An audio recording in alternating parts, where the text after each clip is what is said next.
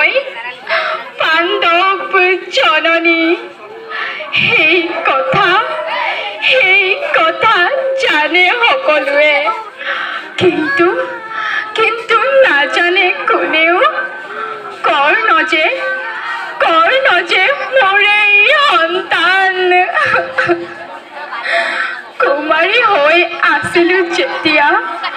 দুৰ্বাসা মহা তপোধনৰ শুশ্ৰূষা কৰিছিলো অতি যতনে কিন্তু